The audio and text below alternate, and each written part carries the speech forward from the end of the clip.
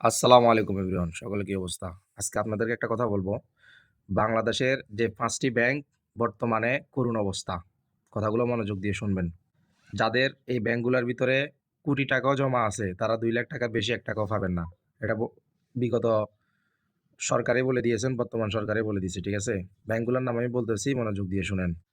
১ first security ইসলামী bank, ঠিক আছে? এটার সাথে কিন্তু অরিজিনাল ইসলামী ব্যাংকের কোনো কানেকশন নাই।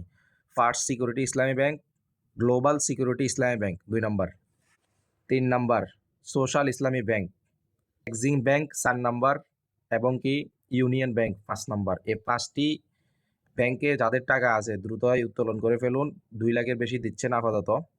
কিন্তু এই ব্যাংকগুলো একবারেই দলীয় হয়ে গেছে বাংলাদেশের ভিতরে, ঠিক আছে? তো যারাই টাকা রাখছেন একেবারে 100 এ 100 ধরা খেয়ে ফেলছেন। বর্তমানে সোশ্যাল মিডিয়ায় দেখতেছেন অনেকেই টাকার জন্য আন্দোলন করতেছে, রাস্তায় নেমে আসছে। কোনো কিছুই লাভ নাই ভাই। হ্যাঁ? আপনাদের টাকা মন্ত্রীরা ওই ঋণ খেলাপি করে, চুরি করে, ডাকাতি করে, লুটপাট করে নিয়ে গেছে। এখানে আপনারা অনেক কিছু করলে রাস্তায় নেমে যুদ্ধ করলেও কোনো কিছু হবে না। ৳২,০০,০০০ র বেশি ৳১ টাকাও দেবে না। ভিডিওটা ভালো লাগলে শেয়ার করে দেন।